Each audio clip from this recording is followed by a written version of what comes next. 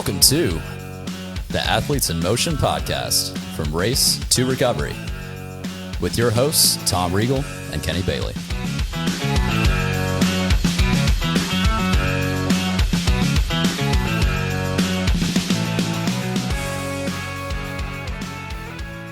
We are live. Hey, Kenny, how are you?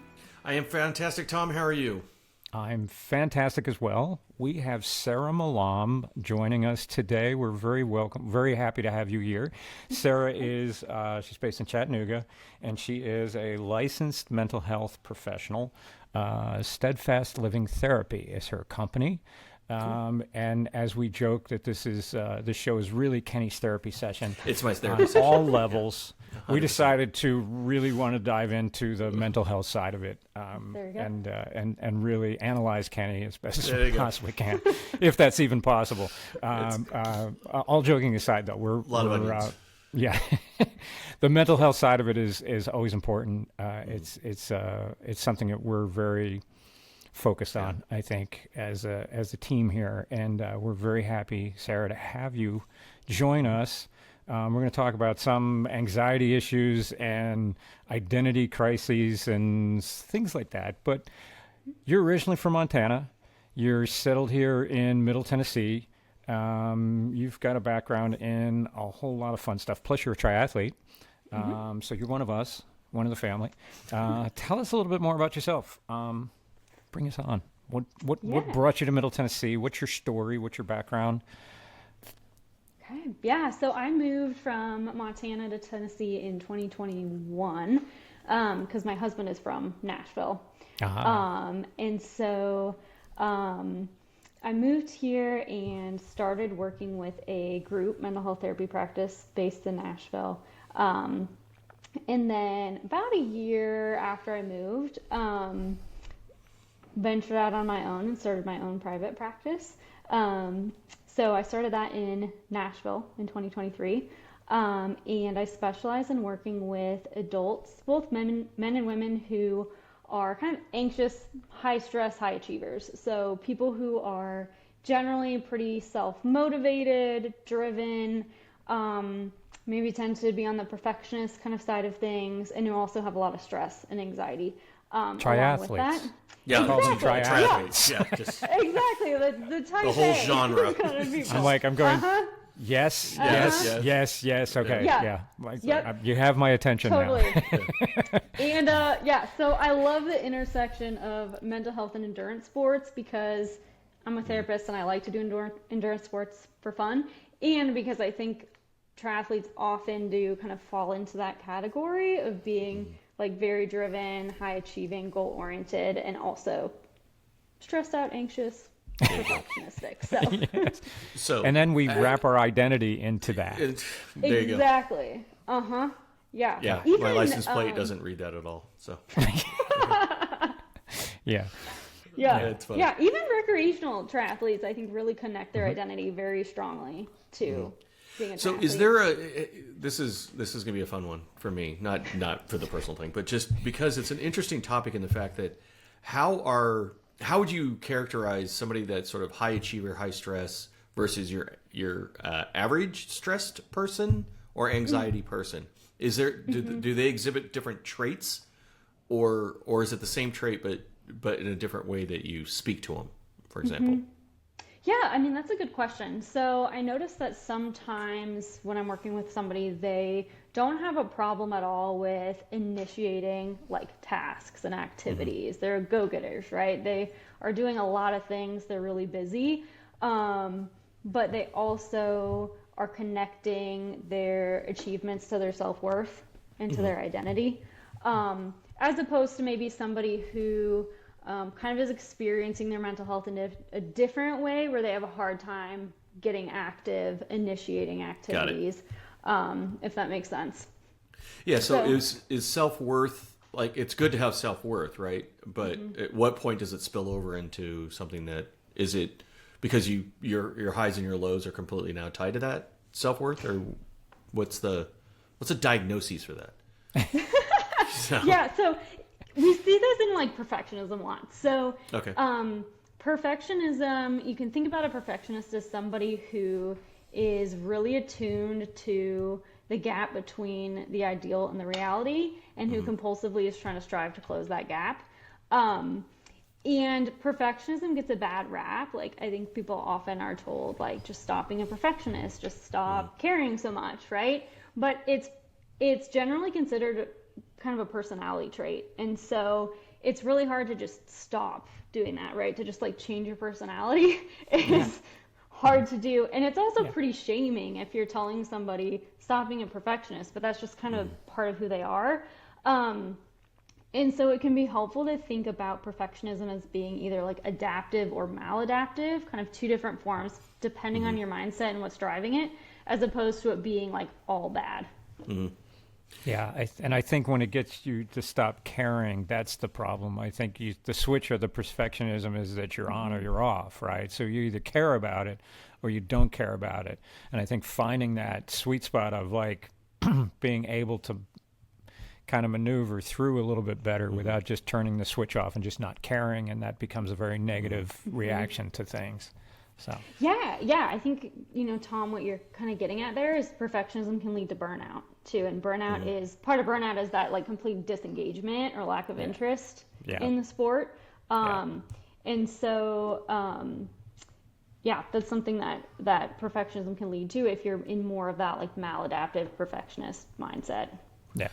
So how does that manifest itself in relationships with other people professionally, or relationships, with coaches? So if you're a perfectionist or you're dealing as a coach, like, Tom, has to deal with a perfectionist. How does that work, or what do you see that manifesting?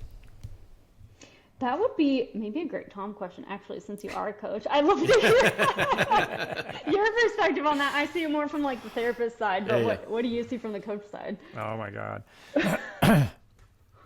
It's interesting because it's a lot of there's a couple types of athletes that are on that where they're so driven that they're either on or they fall off, right? So they either want to do it 100% right, or they don't want to do it at all. And it's almost like you've got to rein them in just a little bit, pull them off the edge, but don't pull them back into the room. They need to feel that. They need to feel that pressure. They kind of thrive off a little bit of that. It's hard to throttle them just right. It really is. And it just ends up being a lot more communication. Athletes like that, I tend to have to talk a lot more with. And that just keeps everybody on the straight and narrow. Yeah, but we celebrate. What's funny about it is we celebrate that, right? Like Steph Curry, OCD like crazy, right? The net has to make the right sound before he stops doing 3-point shots, right? Before he's done with practice. If it doesn't, so we celebrate that. We pay him an obscene amount of money and we put him on jerseys. We celebrate those people. You look at Lionel Sanders, who turns himself inside out to the point where he has stress factors and those things, and he's a hero to some, right? So is there this kind of weird? Also, to one hand, we don't like people at perfectionists, but when they succeed at perfectionism, we hold them to a high standard. Is that am I out of turn on that? No, you're absolutely correct. I mean, sport, I think, really incentivizes perfectionism. It's celebrated, especially if you look at judged sports like gymnastics, figure skating, right? Like that's what you're aiming for. If you look at, let's say, like a sprinter, you don't really have much room for error in a 50 free, right? You mess one thing up and that could cost you the race. Fortunately, with triathlon, you have sometimes a little bit more room to like screw some stuff up here and there and be fine. You have room to recover from that. But yeah, I mean, I think it can be helpful for people to kind of reflect on what's driving their perfectionism to see if it's adaptive or maladaptive. So maladaptive perfectionists are starting from a place of not really feeling good enough, not feeling adequate, and so they're using achievement to try and help themselves feel better about themselves. And so they're really driven to achieve because they have a fear of failure. And we know at the end of the day that like no matter how many gold stars we get or things that we achieve, if we're starting from that place of already not feeling good enough, no amount of achievement is ever going to fix that. Like we're still not going to feel good enough. Whereas people with more of an adaptive perfectionism mindset are starting from that place of already feeling good enough, and they're just excited to see like what they can achieve, what they can accomplish. They like to challenge themselves. They also recognize that failure's part of the process. They're going to make mistakes, and that's okay. And so they don't connect their self-worth to their success or their failure, but they're still striving to achieve. So that's really where kind of the difference lies. Like, are you connecting your self-worth to the outcome of what you're doing or not? And that would be like a healthy version. So there is, you can be a perfectionist and be healthy and I get it. Yeah. and be, because I think Kobe Bryant had used to say that any new thing he would immediately implement into his game, even if it failed and it looked terrible or didn't work or whatever, because he tried it because he wanted to be on that edge over there. He was comfortable with it not working and having a bad night based on the fact that he was trying something new and constantly pushing himself on that sense. And I think from what you're saying, it's like, yes, you can be a perfectionist to be at the top end of your sport, but also have healthy relationships with people and everything else, and kind of be just that, knowing that you want to do that work. It's where it comes from. What's driving that, I think, is where we go to the fear and anger and self-worth part of it is the key of making that go away. Yeah, absolutely. Yeah. And I think one thing we need to be careful of too is to also not kind of internalize the achievements too much either, because you can't just unhook your self-worth from the failures and from the mistakes. You kind of have to unhook it from all of it. In order to really kind of disconnect your self-worth from the outcome. Interesting. Do you find age group athletes, I don't know who your clientele is, so maybe but I would like, just in general, age group athletes, when they look at the professionals and they look at those times, especially in triathlon, like, these guys are crushing these times, or somebody that should be similar to me, is crushing the times. How come I'm not doing that? Is that one of a byproduct of seeing, a non-perfectionist looking at a perfectionist that way? I think, with age group athletes, with recreational athletes who, this isn't their job, I think that one of the challenges is you have to be able to balance those other areas of your life really well, and you have those other obligations like work and family and those kinds of things. And so you're going to bump up against perfectionism a lot if you're a recreational triathlete, because you're not realistically going to be able to perfectly adhere to your training plan. If you, things are going to come up in life and you're going to have to make adjustments. And so I think for like age groupers and recreational athletes, it can be particularly hard because they're just realistically, you're not really going to be able to execute it perfectly. When I'm coaching an athlete that's doing their first Ironman distance race, or even they've done a couple, I end up having these long conversations with them about how they can adapt their training so that they're just not so focused on their training. It was just like, you want to spend some time with your family. You need to. I actually coach them to spend some time with their family. I set up some walks and some things, and they're like trying to figure out how they do it. I said, well, get your ride in the morning. I said, and then you still feel good, and then go for a ride with your wife or your significant other afterwards. And they're just kind of like, oh, I can do that? I'm like, yeah, and then you can go at their pace and enjoy some time with them. It was just kind of like, you need to maneuver through that. And I actually joke when I talk to a potential new athlete and they say they want to do an Ironman, I ask them two questions. Did you lose a bet? That's the first thing I ask them, and the second thing I tell them more is like, getting therapy is way cheaper. So if you're using this as therapy, go see a certified therapist, because that's way cheaper than what you're about to put yourself through, plus the stress on your relationships. And the fact is, you need to, like, the first one is so overwhelming that you're so driven on it that you're like this, you're zoned in, that you don't see the effect it's having on your friends, your family, and your loved ones. And like, it's basically trying to put onto their plan things of like, hey, spend time with your family. This is a weekend with your family.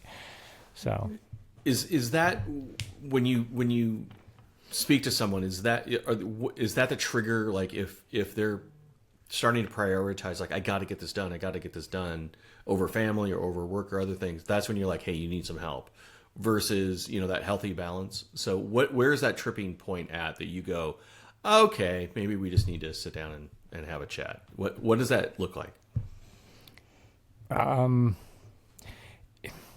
Yeah, it's when the anxiety level hits max 10, like Okay. where the workouts are struggling, and then the conversation I'm having with the athlete where they're off on this, and I could tell, like the thing I try to modulate is if the life stress goes up, then the training stress needs to come down. So I make sure that I'm getting feedback on the workouts, saying like how things good, how you felt, whatever, Yeah. and I'm watching that and the conversations I'm having, and then it's when like you know what, we're going to back you off this week. We're going to give you much more relaxed training.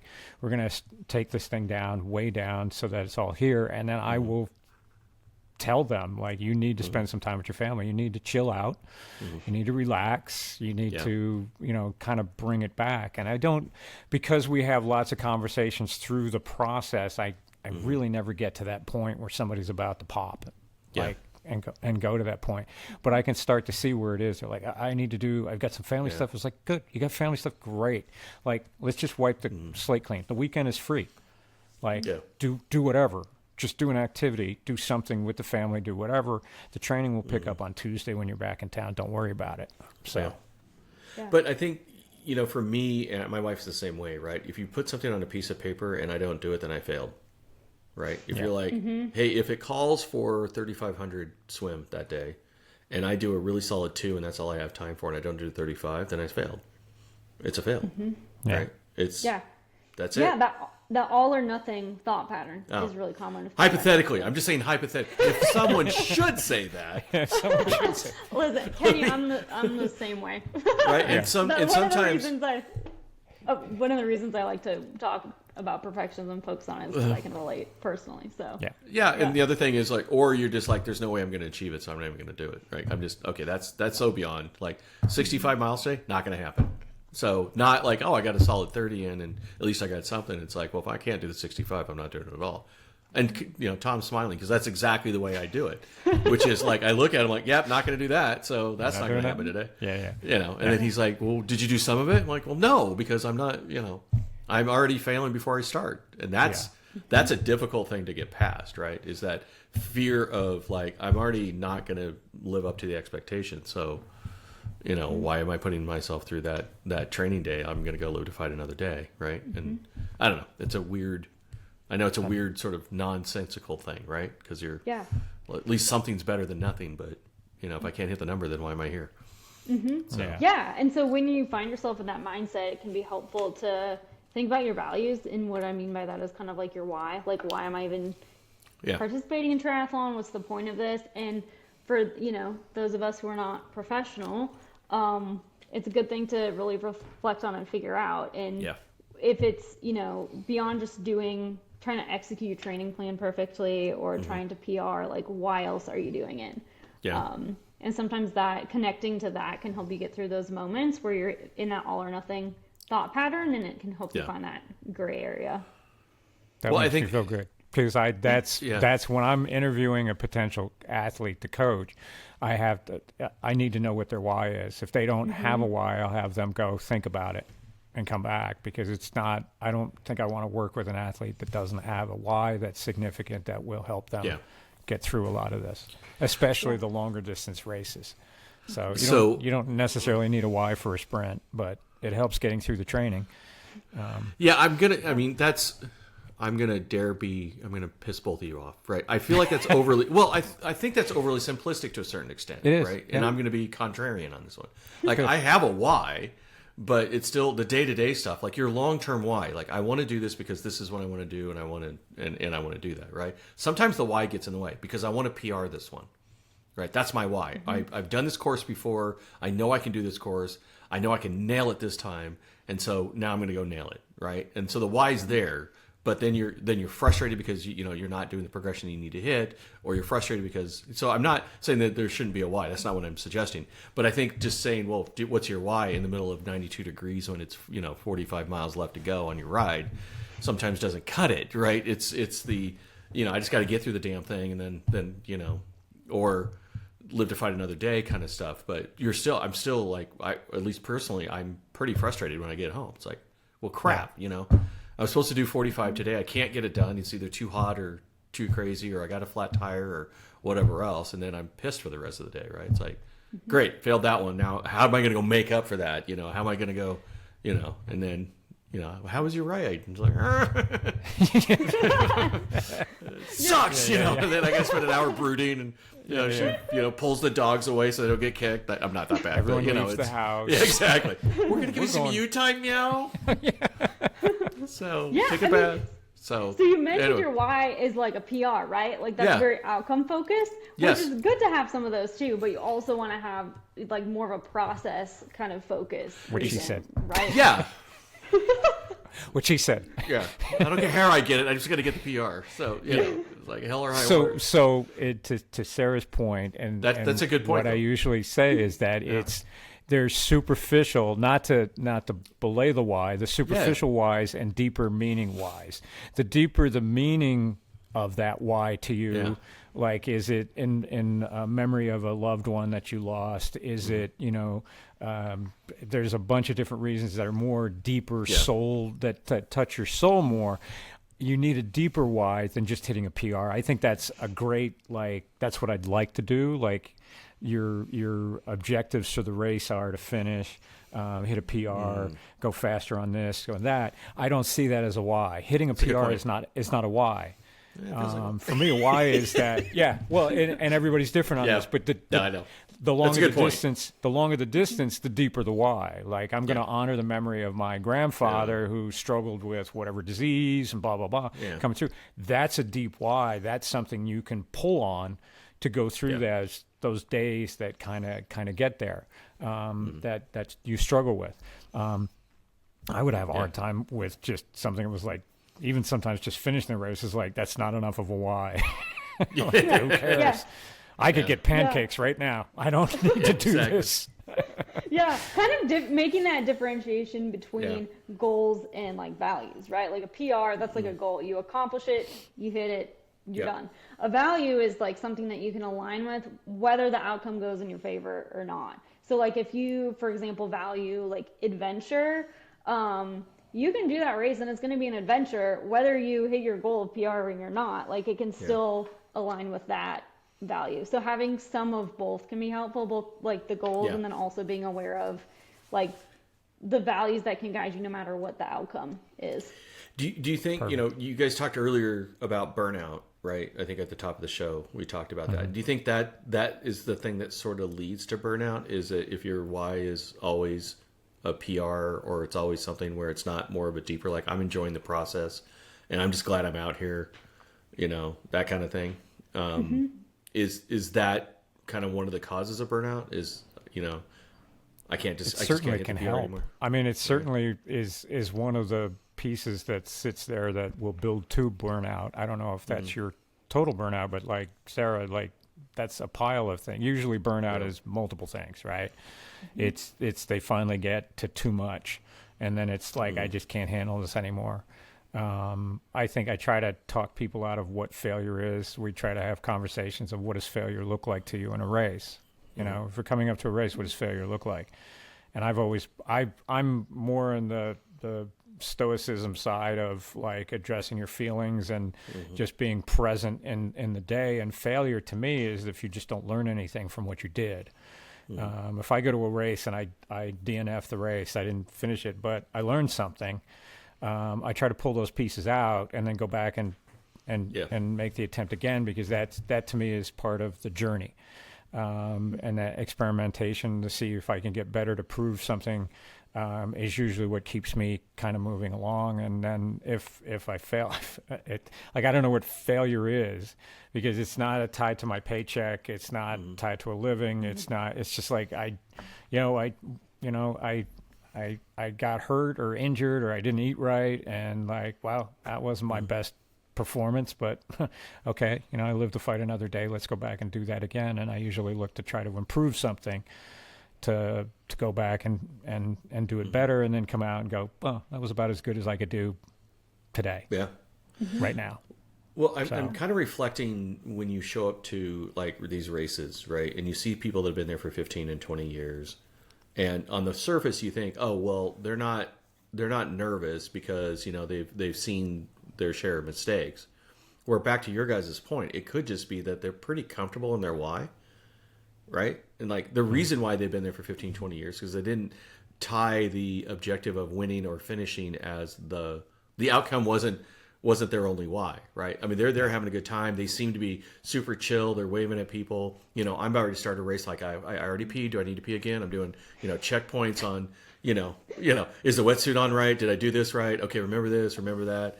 And these guys, it seems super casual. You look around, they're like, oh yeah, let's go for a swim. And I'm just like, how are you not, But it could just mean that that they've accepted the process as their, we enjoy the process of triathlon, not I enjoy, where I'm at on the leaderboard. Yeah. Crazy people. You want to crush some people. You want to go out and beat, some other people. I mean, Yeah. I like racing some of the guys, especially the sprints. My age group, Jeff Alsop, and some of the others, where we're trying to beat each other, right? We're old guys, just we're barely moving, and we're getting out there and we're just going after it, having some fun, good natured ribbing and everything like that. And if he beats me this time, it's like, he got me. I'm gonna go back and get him next time, and it's just it doesn't matter either way. Yeah, but and I guess my point is, you look at these people and go, why are they so calm? Like, when am I going to get there? Right? And you think, oh, well, they've done enough of these where they, they're ready for, whatever's getting thrown at them, and they're super chill because, it's experience. It's not necessarily experience of the race itself. It's the experience of knowing that, like, hey, if I have a good day, I have a good day. If I don't have a good day, I'm still...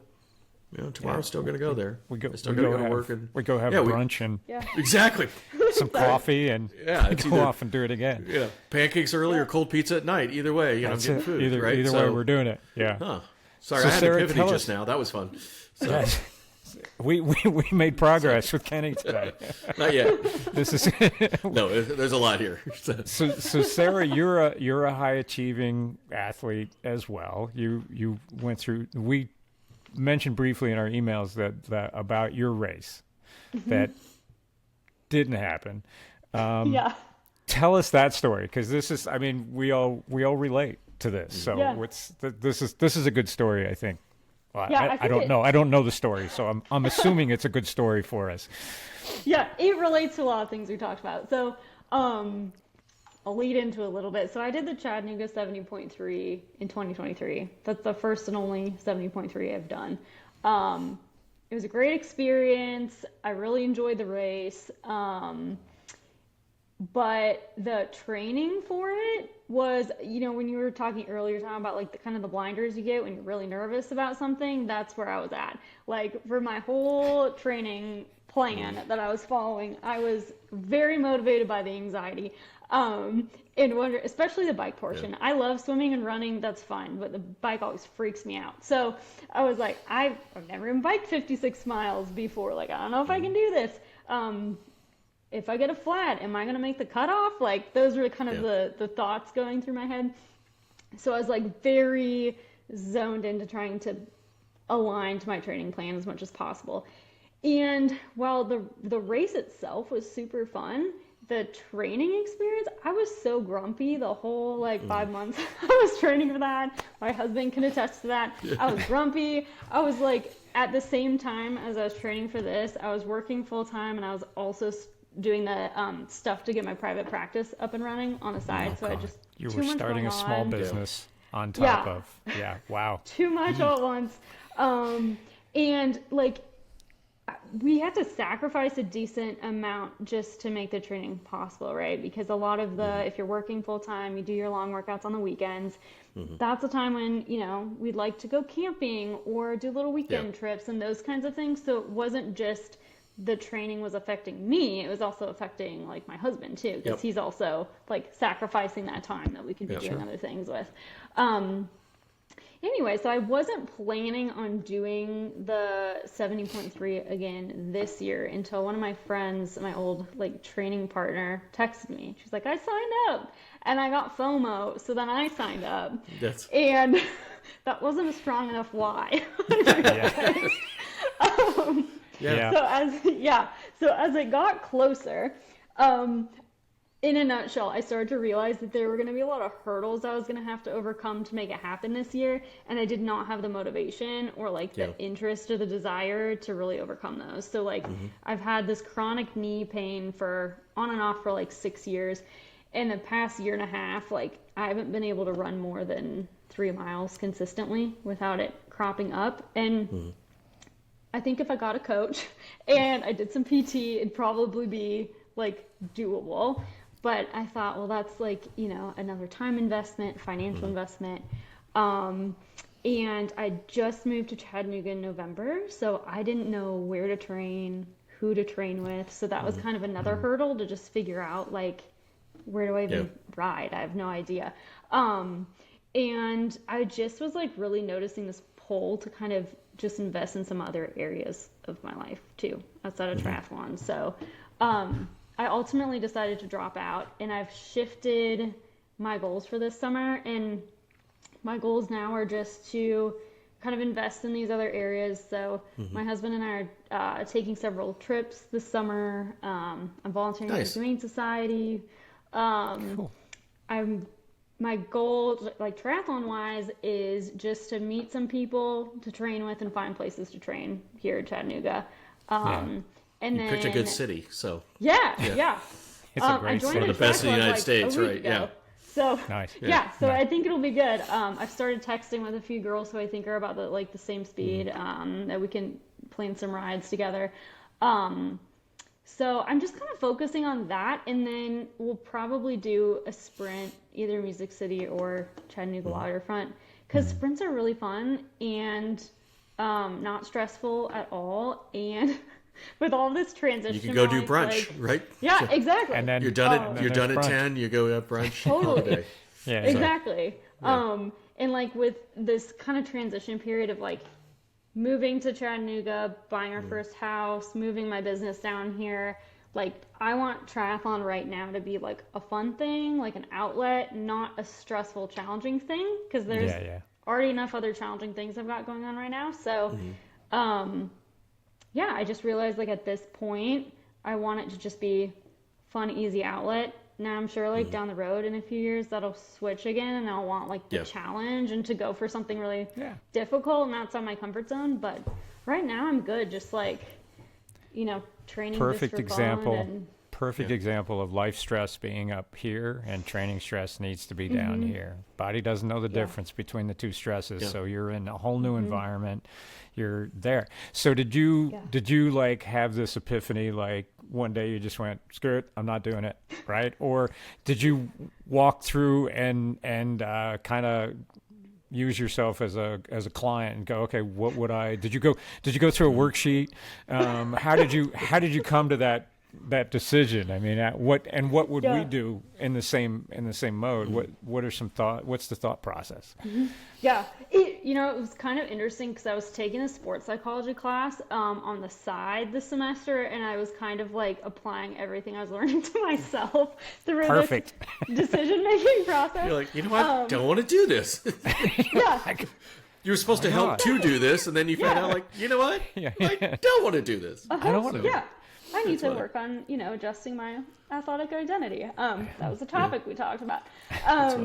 But I totally just forgot your question, Tom. Can you ask? What was the process that you went through to come to that conclusion, to that decision?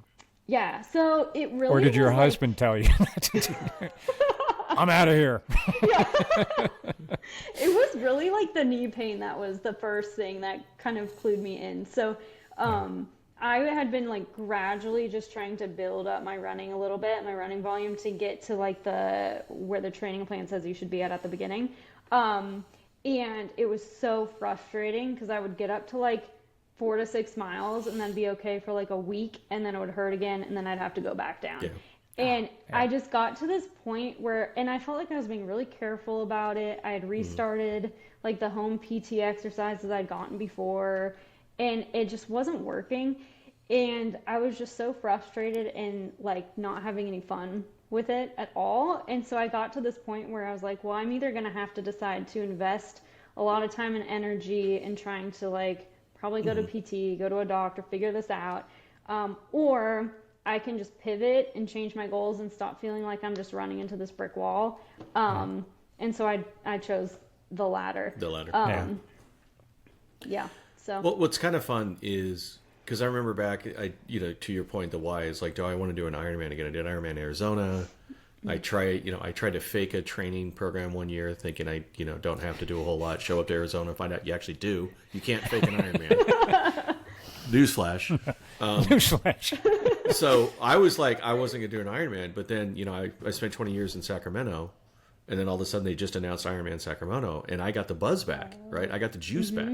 Like, imagine being able to go back to my hometown. So I guess my point is like, right now, there may not be that trigger thing, right? Where you're just going to go have fun, but it doesn't mean 2 years from now, something pops up where like, oh, that's fun. Like, that'll be, so that's what's nice about it. It's, you have 78-year-olds that are still, doing Ironman. So you don't need, or any triathlon, right? You don't, age doesn't have a limit on this thing. If it takes a couple of years to get the mojo back, give it a come of years. Yeah, so, it should come and go. And I had a fun tons time. of other. Yeah. There's a ton of other endurance sports you can do. Just be active. Like, really, that's what we talk about. What's an athlete? Everyone's an athlete. Just be active and do that. If you're a triathlete, you talk to people who are like, well, I triathlon, but I don't do those anymore. Like, you're still a triathlete, right? You've checked the boxes. You did the race. It doesn't matter the distance. You'll come back to it. And I got the tattoo, so it's not going to work. It's permanent now. So what do you think about athletes that get tattoos? Is that obsessive? Is that... Is that a bad sign? I was gonna put it right here in my neck, but I just thought it'd be a bit much. Is that a trigger? Is that a okay? That's definitely an identity thing, right? Right? Yeah. Wouldn't you say, Sarah? Yeah, I could see that. Yeah. If you're gonna brand yourself, you're gonna definitely brand yourself. Well, it's an interesting, it's an interesting dilemma, because I think Sarah, I'm kind of halfway there with what you're doing right now, because I've got 70.3 Louisville and I'm having a hard time, cranking it. But I identify myself as an athlete, as a triathlete, right? I mean, I literally do have it says, swim, bike, run on my license plate, right? I have the Ironman, sticker on my car, right? I have a tattoo, for God's sakes. So, how do you manage people that are trying to figure out how to go through that transition of identity? Like, how do you uncouple that, I guess would be the question. So athletic identity is really interesting because it's often considered a double-edged sword. So if you have a really strong, like, salient athlete identity, you're likely to be more engaged in your training, so you're probably going to perform better. It can be like helpful for just like you're building your sense of self. But on the flip side, if something goes wrong, like you have an injury, you retire, you have to take a season off, then you're likely going to have a much harder time coping with it than someone who has more of a complex identity where they're feeling like they place like equal value into multiple life areas and not just into the athlete identity part.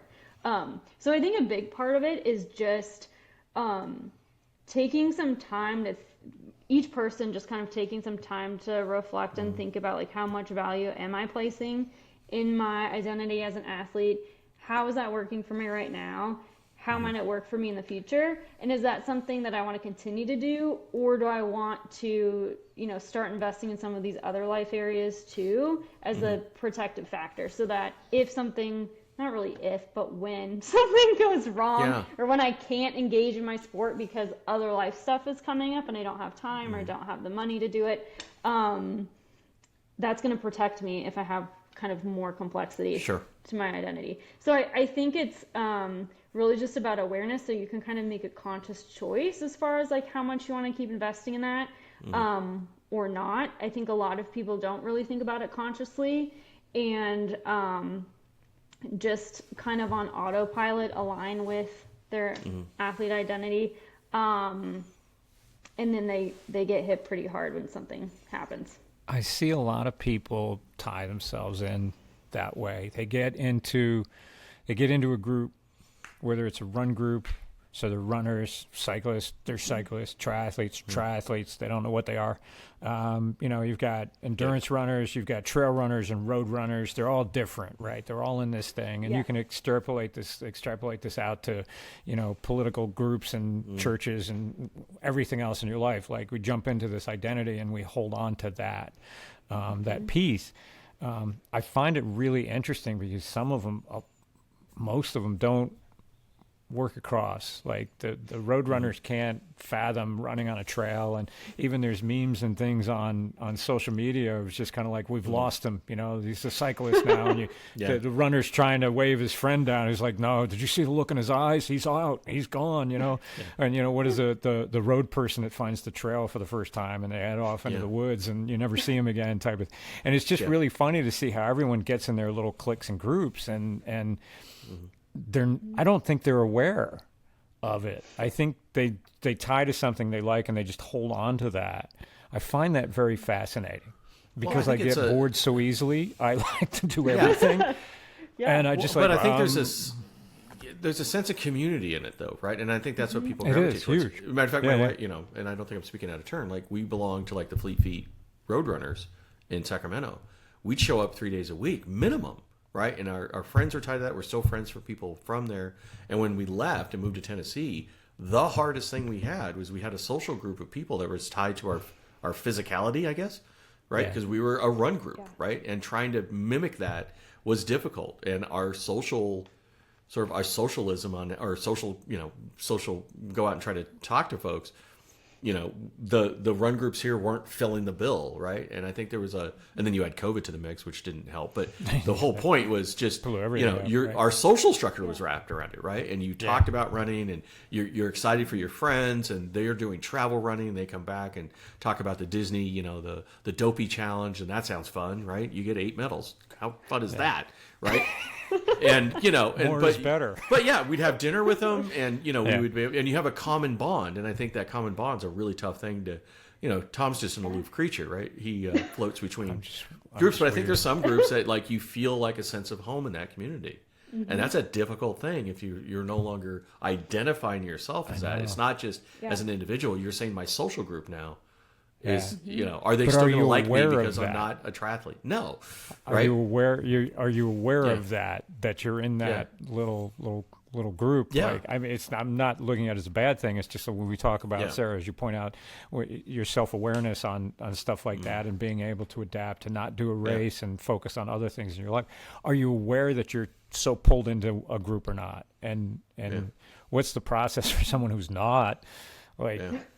To figure that out, is that an epiphany where they just go like, this is all I have, and it's not a bad thing. I mean, if that's what works for you, great. I mean, if you're happy and that, fantastic. I mean, I'm not digging that at all. I mean, it's just it's just interesting to see self-awareness is something that how would you talk to someone, Sarah, and get them to be more self-aware? You know, they come and talk to you, and they sit down and they have all these problems, and they expect you to solve them. What do you do to go, like, look in the mirror? Like, psychoeducation, I think, is just really important because, like, I think most of us aren't just sitting around thinking about our identity, right? It's just we just kind of align ourselves to these different things. We prioritize different aspects of our life, and we don't really consciously take a look at it and see, like, where am I spending my time? What am I prioritizing?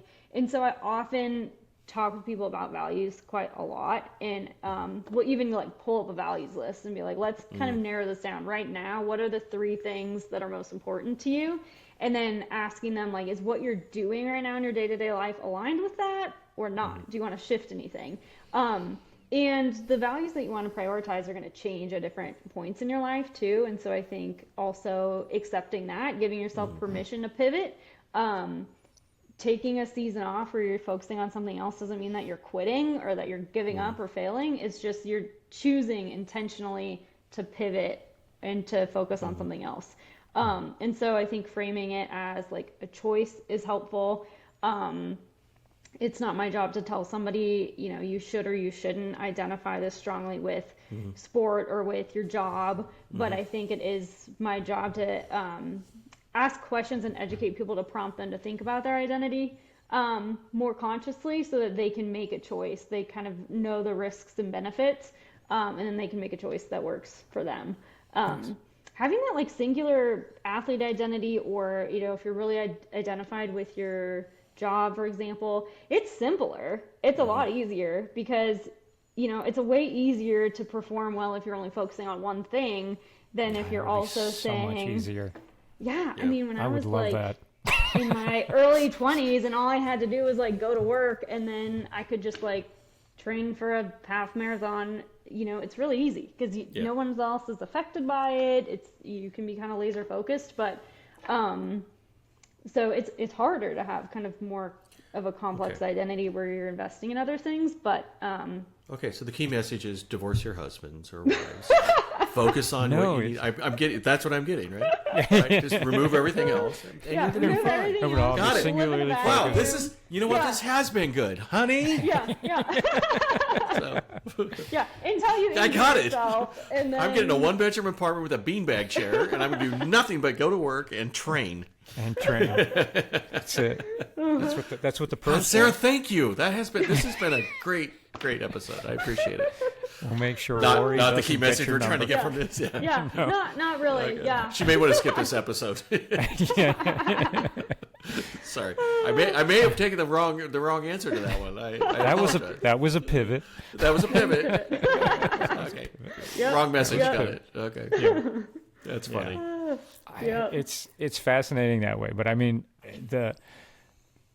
I remember going through that first Ironman training and being so like I was working 60 hours a week. I was traveling and then I was my gosh. training for races.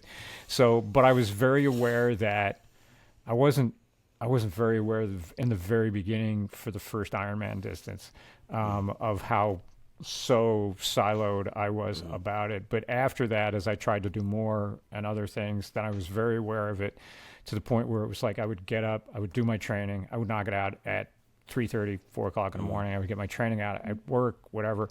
And I would get up super early on the weekends to get my long rides and runs and things in. And I would come back and I would eat. And then it was like whatever my wife wanted to do, whatever Wendy wanted to do, we would go wherever, movies, shopping, see friends. We had to do all of that. The only thing she had to do was just keep feeding me. And as long as I had food coming on a regular basis, her purse was full of food. And she was just, as soon as I would start to get slightly irritated, it was like, here's your food, here's your food, here's your food. And we'd go like, what are we doing now? Well, it's been 3 hours. We need to stop and get some food. And then we would just make a pivot over to a restaurant so I could scarf some food down and then we'd move on again. And we talk about it now, and she was just kind of like watching me burn the candle at both ends. She said was not fun to watch. But she did appreciate the fact that I went out of my way to go like, it's whatever we need to do because we need to do stuff together. Even if I'm like, like blurry eyed and staring like I don't know where I'm, I can barely function, but we're going to get it done and, kind of go through that. So there was a lot of highs and lows along that way. Wasn't self-aware in the beginning, became self-aware, and still didn't stop it. And then finally just put an end to it. And figured out another way around. There you go. But you have to have that. You have to have that supportive partner. You have to. There's no other way that you can kind of do it. I just don't see how people do it by themselves. And I've had friends I've known people that have had unsupportive partners. And I don't know how they do it because the stress level goes up even higher. Yeah. Because now you're getting like anger at you and resentment, and that's the worst. So definitely. My husband was wonderful when I did the 70.3 before. I had a hard time linking up with my training partner for the rides, and I don't like to ride by myself because it just doesn't feel that safe. And he would like drive behind me on the Natchez Trace Parkway while I'm riding my bike for like 3 hours. And going up the hills, he'd like open the sunroof and like blast some music and like climbing the hills. And I get none of this. He was awesome. It was awesome. And then during the race, he was there really supportive. And that's another reason too why I think like not doing it this year is a good choice, because like he sacrificed a lot to support me and allow me to do that and make it possible. And you gotta have some balance there, because if you're always asking like your spouse to like give up what they want to do in order to support it, that's not going to end well. And so it's nice this year to be able to just like focus on other things and do some traveling, hopefully some camping and stuff like that. So it's not always like me prioritizing my hobby and him having to sacrifice to support that. So And I think that's great that you made that decision, because that's a decision that needs to be made sometime. And that's not a failure, backing out of it. It's making an honest, sadly, adult decision. Yeah. This adulting thing sucks. Yeah. It's just, but that's I think something that people need to be okay with, right? Looking at stuff that way and going like, okay, we're not going to do it, and it's cool. There's no bad decision. I think we had some athletes on that we talked to, and the same thing where they came up and they had to make this decision, and they were kind of upset about it. It was like, no, it's not. You made the right decision. Right? Yeah. You have to put family first. You always have to put family first. Or health first, right? Like you don't just power through, like, health. If you need the surgery, get the surgery, right? Yeah. The race is going to be there next year. It's still going to be there. So we had that conversation with Brandon, who pushed through three broken spokes in his front wheel, and the wheel was dragging, and he pushed through and he blew himself up on the bike because it was like dragging the brakes the whole time, and it was on the front wheel. And we had him on the podcast because we were following his year. And I had this conversation with him sitting on the curb after the race was over. I was like, that was really stupid. Okay, let's just put it that way, because I didn't want my kids to see that I quit. I didn't want anything. And anyone who knows Brandon knows that Brandon does not quit. Brandon is definitely not a quitter. For those of you who don't know Brandon, you should go back and check a couple of the episodes that we've had him on. His story is fantastic, right? But in the same sense, we had to go, Brandon, that was stupid, because your front wheel, of all things, is going to collapse on you and cause you to face plant. And that could be death. That's so much worse than anything else. And it's not you quitting. You had a mechanical issue. Yeah. Yes, you pushed through it. Yes, you finished the race, but ultimately that was a poor decision. So we're going to give him. He knows that now. We're going to give him your card, Sara, and he'll be contacting you. We've got a whole host of people that we're going to refer to you. You're going to be so busy. Yeah. There you go. So speaking of which, what type of when. Like, in all honesty, like when we talk to people, what should be those things? Like, how do we introduce you? Like, what would you recommend from us? Like, hey, man, it sounds like you may want to go talk to somebody, when do we come talk to Sara? Yeah. When would be a good time for us to, like, if we identify somebody, or, there's somebody that's willing to listen and say, hey, maybe a good idea to have a conversation. What would that look like? Yeah. Yeah. I think, if we circle back to perfectionism, for example, if you're working with someone and you notice that they are often in that maladaptive perfectionist mindset, and they're starting from that place of not feeling good enough, not feeling worthy, usually that's a deeper rooted issue that might have started in, childhood experiences or other previous, probably non-triathlon related experiences. Something like that is an indication that they could benefit from therapy. To work on shifting that core belief. Someone who has a lot of pretty high levels of anxiety and has difficulty managing that, and could benefit from some strategies for managing the anxiety. That could be someone who would benefit from therapy too. And sometimes anxiety is also kind of deeply rooted in previous experiences too.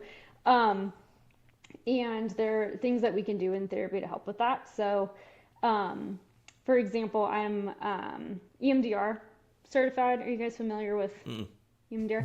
No. Stands for eye movement desensitization and reprocessing.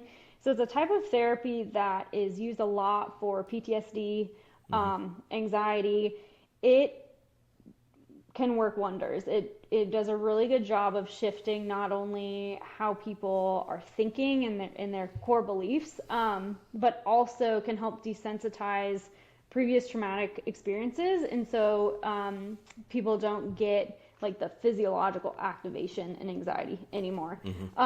So for example, if you have somebody who is like highly anxious, or they have those negative core beliefs about themselves, that's something that could potentially, depending on the situation, be helpful for them in shifting that, reducing their anxiety. And then from there, often just building like skills that they can use in like present and future life as well. Therapy is not all about like unearthing past stuff as also skill building for the present and future. But yeah. Thanks, Mom and Dad. Yeah. Yeah. So I guess in a nutshell, I would say if you come across somebody who seems to have those kind of deeply rooted negative beliefs about themselves, or seems to have anxiety that is pretty persistent and is starting to be limiting, that can be a good time to refer to a therapist. I think that's great. Yeah. And I'm starting to think, and maybe this is, been obvious to everybody else, but it almost seems to me like therapy is good for just about everybody. That to some people, you just need a little less. It's good to have that. I think that builds that self-awareness that we've talked about, right? Is being able to have someone ask the questions to get you to think about and process to set the right way. Because I think a lot of us will sit here and was like, well, I don't know how to be self-aware. I don't know what to ask myself. I don't know what to be thinking about.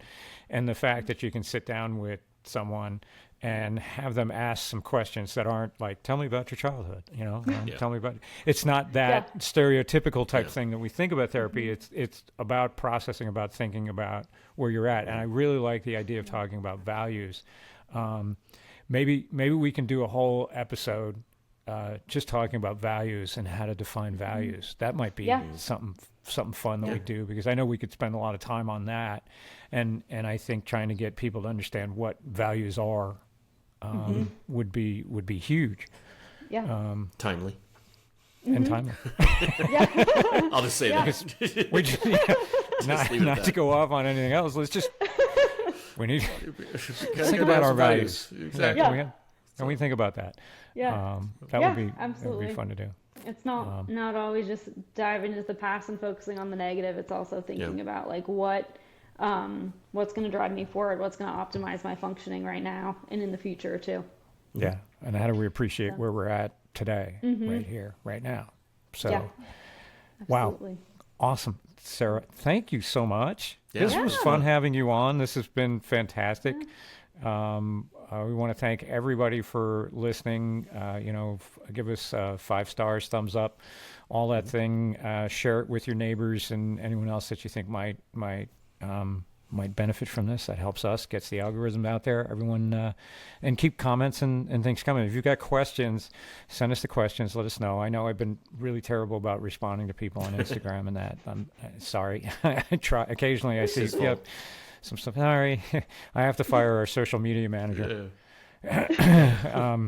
Amongst everything else. So, but we appreciate everybody listening, and certainly send us your questions and all that stuff. And Sara, thank you so much for joining us. It's great. I think we need to get more people aware on the mental health side of things and really focus on that. I think that's going to be a big push for us this year as well. Cool. Thank you, Kenny, as well. Yeah. And for everyone, we'll catch you on the next one.